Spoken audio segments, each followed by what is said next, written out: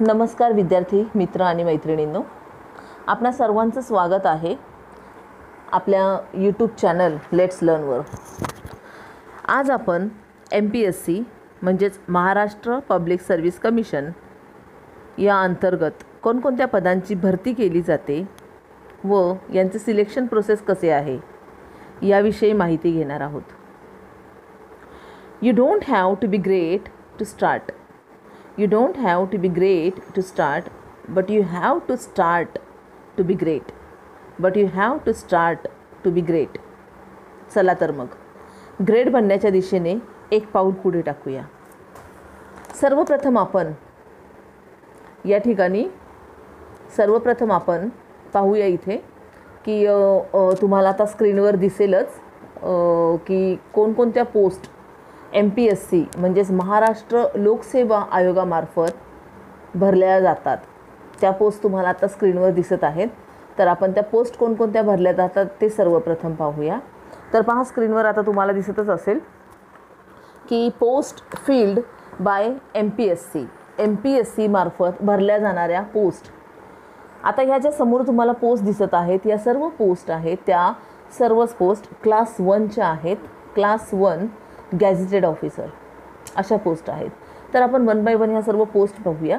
तर पहा, या पोस्टमध्ये पाहूया आपण की डेप्युटी कलेक्टर पोस्ट जी आहे डेप्युटी कलेक्टर आहे, त्याचबरोबर deputy superintendent of police, deputy registered cooperative societies, deputy chief executive officer, assistant commissioner of state tax, इथे स्टेट टॅक्स पाहिजे, सेल्स आलेला आहे चुकून, okay, block development officer, finance audit and account service, chief officer of नगरपालिका and नगर परिषद, superintendent of state tax excise department आणि तहसीलदार। या ज्या काही पोस्ट आहेत या पोस्ट महाराष्ट्र लोकसेवा आयोगामार्फत भरल्या जातात। त्याचबरोबर या पोस्ट म्हणजे या पदांवर जर का तुमचं सिलेक्शन झालं तर तुम्हाला महाराष्ट्रात कोठेही अपॉइंटमेंट मिळू शकते। तर या सर्व आता आपण पाहिलेल्या आहेत या सर्व ज्या पोस्ट आहेत या सर्व क्लास 1च्या गॅझेटेडच्या पोस्ट आहेत आणि आता आपण त्यापुढे पाहणार आहोत गॅझेटेडच पोस्ट आहेत परंतु क्लास 2च्या पोस्ट। तर या सर्व पोस्ट ज्या आहेत या पोस्ट आता समोर स्क्रीनवर तुम्हाला दिसत आहेत की ब्लॉक डेव्हलपमेंट ऑफिसर पहा। तर क्लास 1च्या पोस्टमध्ये सुद्धा ह्या पोस्ट आहेत ब्लॉक डेव्हलपमेंट ऑफिसर, परंतु ही जी पोस्ट आहे ती ग्रेड बीची आहे म्हणजे क्लास 2ची पोस्ट आहे आणि ही पोस्टही गॅझेटेड आहे। त्यानंतर चीफ ऑफिसर नगरपालिका आणि नगर परिषद ग्रेड बी, मंत्रालय section officer, sub registrar cooperative societies, taluka inspector of land records, deputy superintendent state excise department, finance audit and account service grade बीचीच आहे ही। त्याचबरोबर असिस्टंट रिजनल ट्रान्सपोर्ट ऑफिसर, त्याचबरोबर नायब तहसीलदार। या सर्व पोस्ट जर का पाहिल्या आपण तर याचं महाराष्ट्रात पोस्टिंग ह्याची जी आहे ती महाराष्ट्रात कुठेही असू शकते। या पोस्टबरोबरच शिक्षणाधिकारी उपशिक्षणाधिकारी या पोस्टसुद्धा MPSC मार्फत भरल्या जातात। आणखीनही बऱ्याचशा पोस्ट आहेत जसं वन विभाग असेल आपलं किंवा मग महिला व बालविकास असेल, या सर्व पोस्ट देखील MPSC मार्फत भरल्या जातात। याशिवाय PSI, STI, ASO या पोस्टसाठी सुद्धा MPSC मार्फतच कंबाईन एक्झाम घेतली जाते की ज्याची प्रिलिमिनरी एक्झाम्स जी आहे ती कंबाईन घेतली जाते तिन्ही पोस्टसाठी आणि त्यानंतर मेन्स एक्झाम प्रत्येकाची वेगवेगळी 200 मार्क्सची एक्झाम घेतली जाते। आणि त्यानंतर जसं PSIला फिजिकल लागतं आहे त्याचबरोबर STI असेल किंवा तुमचं ASO असेल त्यासाठी इंटरव्ह्यू असेल तर ह्याच्यासाठी वेगवेगळ्या वेने तुम्हाला जावं लागतं। याशिवाय क्लरिकलचा स्टाफ असेल किंवा मग टॅक्स असिस्टंट असेल यांसारखी पदे देखील MPSC मार्फतच भरली जातात। तर अशी असंख्य पदे MPSC मार्फत भरली जातात। आता आज आपण जे इथे पाहिलेले आहेत ज्या पोस्ट आपण स्क्रीनवर बघितलेल्या आहेत या पोस्टसाठीची सिलेक्शन प्रोसिजर कशा प्रकारची आहे हे आपण पाहूयात। आता पहा, सिलेक्शन प्रोसेस जी आहे त्याच्यामध्ये तुम्हाला आत्ता स्क्रीनवर दिसतच असेल की सिलेक्शन प्रोसेससाठी तुम्हाला 3 टप्प्यांमधून जावं लागतं। आता हे 3 टप्पे कोणते कोणते आहेत तर सर्वात पहिला टप्पा जो आहे तो प्रिलिम्स एक्झाम, आपण ज्याला प्रिलिमिनरी एक्झामिनेशन असं म्हणतो। प्रिलिम्स ज्या आहेत आपल्या त्या 400 मार्क्सच्या असणार आहेत। त्याचबरोबर मेन्स एक्झाम असणार आहे त्या 800 मार्क्सच्या असणार आहेत आणि इंटरव्ह्यू जो आहे तो 100 मार्क्सचा असणार आहे. ऑफकोर्स ज्यावेळेस आपलं नियुक्ती केली जाते त्यावेळेस त्या नियुक्तीसाठी मेन्सचे मार्क्स आणि इंटरव्ह्यूचे मार्क्सच विचारात घेतले जातात. प्रिलिम्सचे मार्क्स विचारात घेतले जात नाही. ओके, कारण ही फक्त प्रिलिम आहे त्यामुळे इथे 400 पैकी किती मार्क्स पडतात हे विचारात घेतले जात नाही, परंतु मेन्सचे 800 मार्क्स आणि इंटरव्ह्यूचे 100 मार्क्स असे 900 पैकी आपल्याला मार्क्स विचारात घेतले जातात. तर आपण आता इथे जरा पाहूया की प्रिलिम्सची एक्झाम आहे त्याच्यामध्ये जनरल स्टडीज हा जो पहिला टॉपिक आहे. आता या जनरल स्टडीजमध्ये काय काय येणार आहेत टॉपिक, तर जनरल स्टडीज असणार आहेत. आता या जनरल स्टडीज म्हणजे कोणकोणत्या येणार आहे, तर हिस्ट्री ऑफ इंडिया असणार आहे. ओके, आणि विथ स्पेशल रेफरन्स महाराष्ट्राचा स्पेशल रेफरन्स याच्यामध्ये असणार आहे. किंवा इंडियन नॅशनल मुवमेंट जे आहे, स्वातंत्र्य लढा जो आहे आपला भारतीय स्वातंत्र्य लढा आहे त्याचा पूर्णपणे आपल्याला अभ्यास करावा लागतो. याच्यावर 100% प्रश्न येतातच. महाराष्ट्र असेल, इंडिया असेल, वर्ल्ड जॉग्रफी असेल, या सगळ्यांची जॉग्रफी येणार आहे. Physical, social, economical geography of Maharashtra, त्याचबरोबर इंडिया अँड द वर्ल्ड, अशा वेगवेगळ्या विषयांचे प्रश्न इथे असू शकतात. त्याचबरोबर इन्व्हायरमेंटवर प्रश्न असू शकतात, जनरल सायन्सवर प्रश्न असू शकतात, आपल्या इंडियन पॉलिटिकल प्रश्न असू शकतात, आपल्या इंडियन कॉन्स्टिट्यूशनवर प्रश्न असू शकतात, आपलं गव्हर्नमेंट येणार आहे, पॉलिटिकल सिस्टीम कशा प्रकारचं आहे, पंचायत राज आहे, या सर्व विषयांच्या वर एकत्रितरित्या आपल्याला 100 मार्क्स येतात आणि 100 क्वेश्चन्स असतात आपल्याला आणि त्या 100 क्वेश्चन्ससाठी आपल्याला 200 मार्क्स मिळत असतात. म्हणजे एका क्वेश्चनला आपल्याला 2 मार्क्स इथे मिळत असतात आणि यासाठी आपल्याला टाईम ड्युरेशन जे आहे ते 2 आवर्सचं मिळतं. जो सेकंड पेपर आहे, सेकंड पेपर सीसॅटचा पेपर आहे. जो सीसॅटचा पेपर आहे हे जे आहे जनरल स्टडीजचा वेगळा पेपर आणि सीसॅटचा वेगळा पेपर, असं जे सीसॅट पेपर पॅटर्न जो आलेला आहे तो 2013 पासून आपला सुरू झालेला आहे राज्यसेवेमध्ये. तर 2013ला जेव्हा पहिल्यांदा सीसॅटचा पेपर आला होता त्यावेळेस सर्वप्रथम याच्यामध्ये एकूण 13 पॅसेज होते, एकूण 13 पॅसेज होते. विचार करा, 80 क्वेश्चन्स राहणार आहेत. त्या 80 क्वेश्चनपैकी 50 questions only on passage comprehension. तर लक्षात घ्या, 13 होते 2014ला, ते 11 झालेले आहेत आणि 2015 पासून 2019 पर्यंत 11 पॅसेज यायला लागलेले आहेत. मग आता इथे आपण असं म्हणू शकतो, इथे आपण जर का म्हटलं तर इथे आपण असं म्हणू शकतो की मिनिमम 11 पॅसेज येऊ शकतात, मिनिमम 10 पॅसेज येऊ शकतात आणि मॅक्झिमम 13 पॅसेजसुद्धा येऊ शकतात. आता फक्त पॅसेजेस असतात का, लक्षात घ्या 80 क्वेश्चन्स येणार आहेत आपल्याला आणि या 200चे क्वेश्चन्स येणार आहेत आणि त्यापैकी म्हणजे पॅसेज जे राहणार आहे ते 10 किंवा 13 पॅसेज आपल्याला राहणार आहेत. आणि मग उरलेले क्वेश्चन्स जे असणार आहेत ते कशावर असणार आहेत, तर आपलं मूलभूत संख्याज्ञान असेल किंवा मग आपली बुद्धिमत्ता चाचणी असेल, त्याचबरोबर आपलं तार्किक अनुमान म्हणजे लॉजिक वगैरे आहे किंवा ॲनालिसिस करणं किंवा मग सामग्रीचे आकलन व वापर, सामग्रीचा पुरेसापणा, ओके, या सगळ्यांवर असणारे प्रश्न हे डिपेंड असणार आहेत. त्याचबरोबर आणखीन एक खूप महत्त्वाचा प्रश्न याच्यामध्ये असणार आहे सीसॅटमध्ये की निर्णय क्षमता चाचणी आणि समस्या सोडवणूक. आता निर्णय क्षमता चाचणी आणि समस्या सोडवणूक याच्यामध्ये काय आहे, तर याच्यामध्ये लक्षात घ्या डिसिजन मेकिंगचे क्वेश्चन असणार आहेत की ज्याच्यामध्ये तुम्हाला एखादा प्रसंग दिला जातो आणि त्यानुसार तुमची ॲक्शन काय असेल, तुम्ही तिथे कोणता चॉईस निवडाल, 4 ऑप्शन्स तुम्हाला भेटतात आणि त्या प्रत्येक ऑप्शनला तुम्हाला काही मार्क्स दिलेले असतात. या क्वेश्चन्समध्ये साधारण 5 क्वेश्चन येतात आपल्याला डिसिजन मेकिंगचे आणि या 5 क्वेश्चनमध्ये कोणत्याही प्रकारचं मार्क्सचं डिडक्शन नसतं, निगेटिव्ह मार्किंग नसतं. म्हणजे 4 पैकी जो तुम्ही ऑप्शन निवडाल त्यापैकी काही मार्क्स तुम्हाला डेफिनेटली मिळत असतात.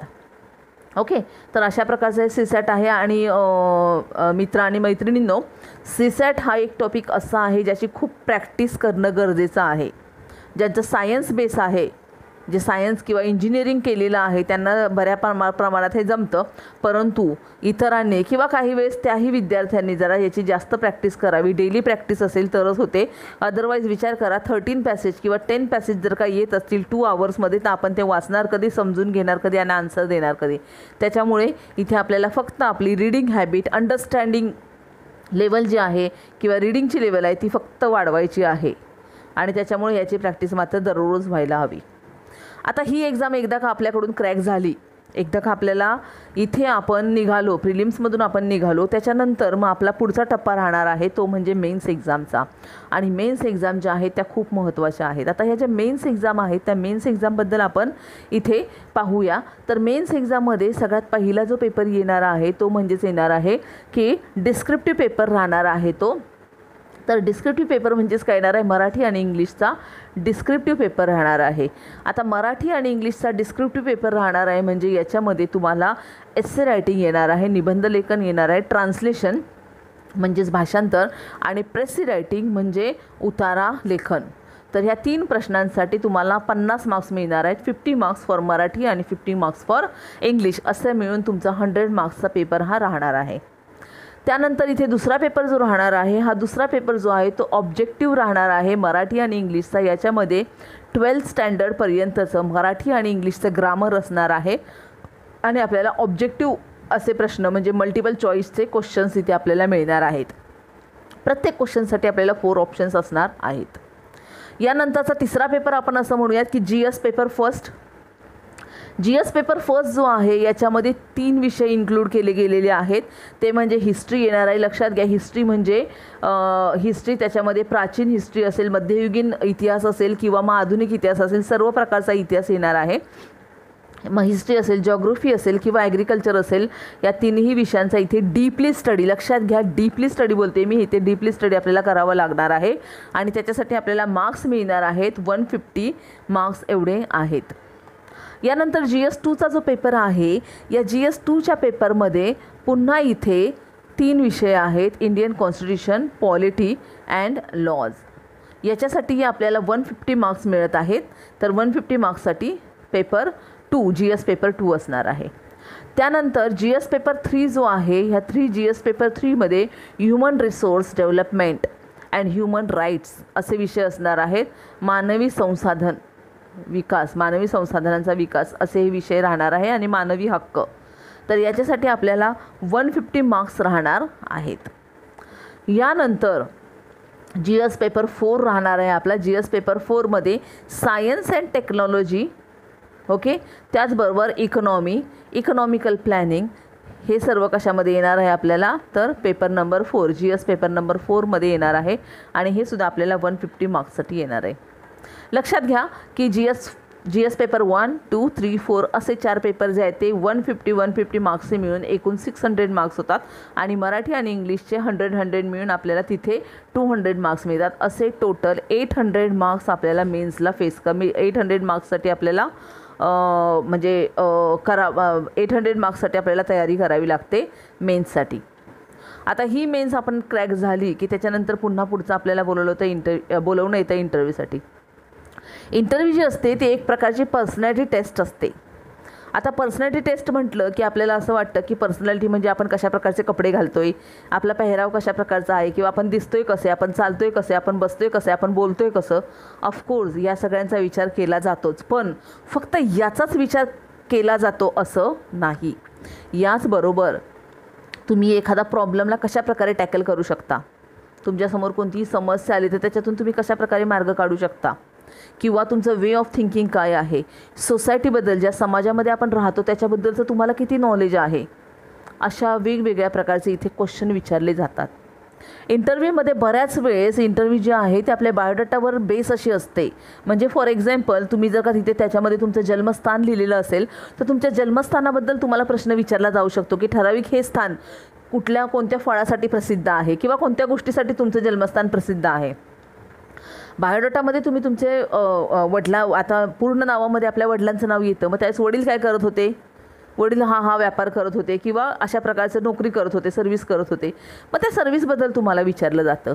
तुमचं जे काय क्वालिफिकेशन असेल, एज्युकेशनल क्वालिफिकेशन जे तुम्ही लिहिलेलं असेल त्याच्याबद्दल तुम्हाला विचारलं जातं.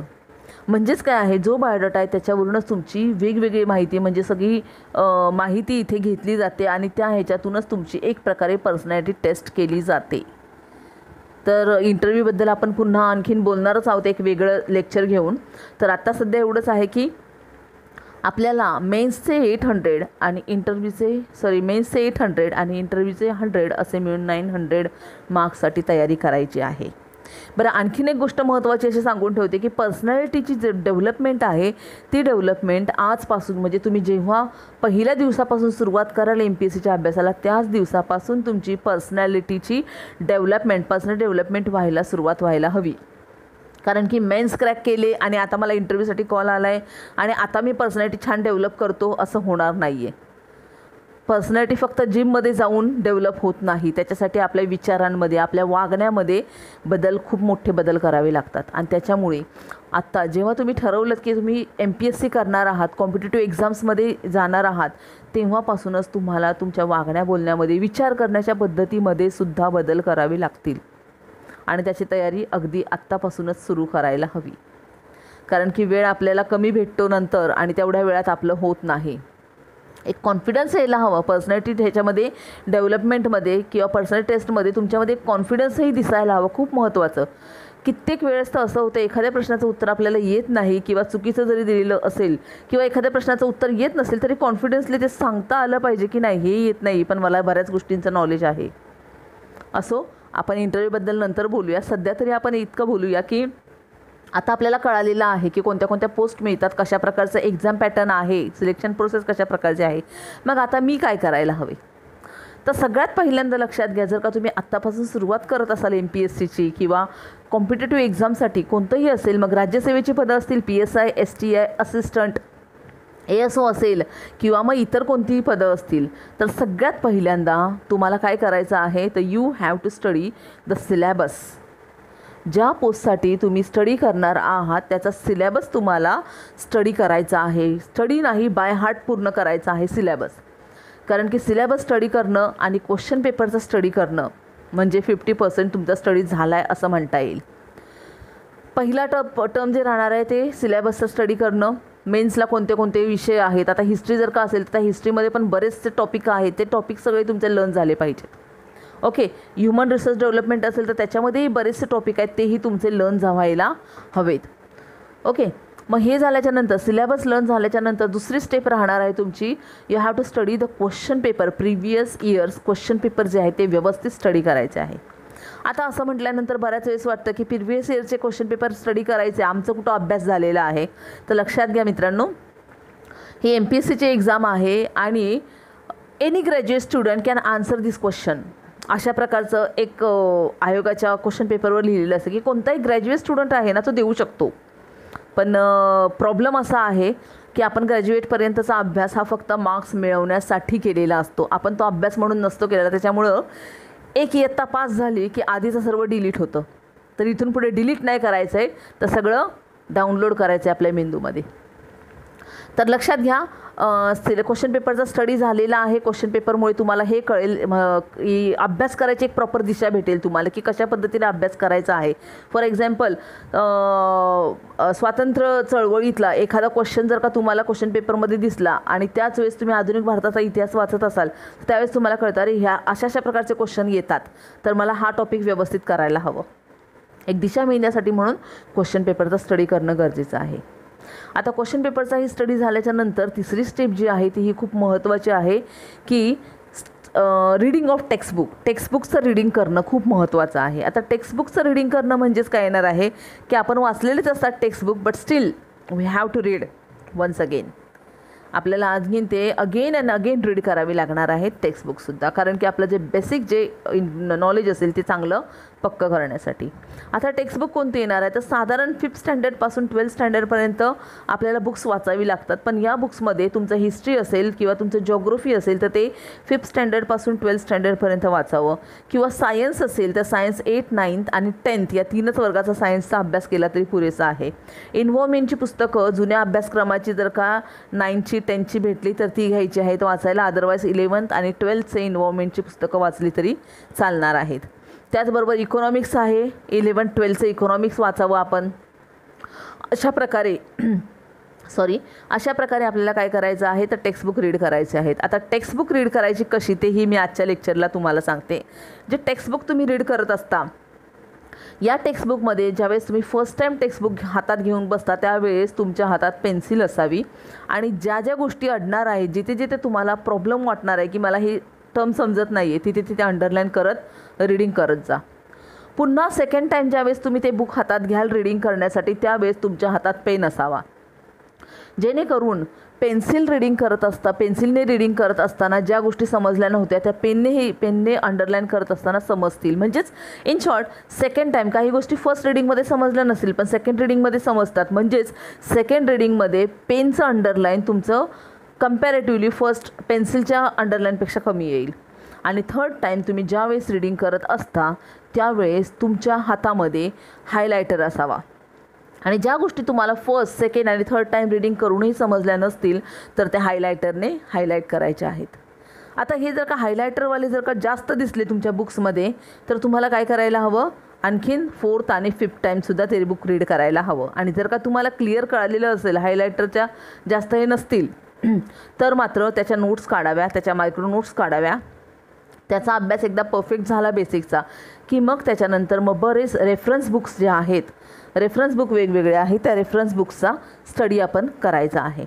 आता रेफरन्स बुक कोणते आहेत तर बिपिनचंद्र आहेत. बिपिनचंद्र यांचं इंडियन पॉलिटी असेल किंवा मग कोणतं असेल इंडियन पॉलिटी असेल किंवा मग हिस्ट्री असेल, ग्रोवर यांचं हिस्ट्री असेल, रंजन कोळंबेंचं असेल, युनिक पब्लिकेशनची बरीचशी पुस्तकं आहेत चांगली. ओके, इकॉनॉमिक्सचं असेल त्यांचं किंवा मग आणखीन बरीचशी पुस्तकं, जॉग्रफीचं पुस्तक असेल तर या पुस्तकांची सुद्धा आपण काय करायचं आहे, रेफरन्स बुक म्हणून त्यांचा स्टडी करायचा आहे.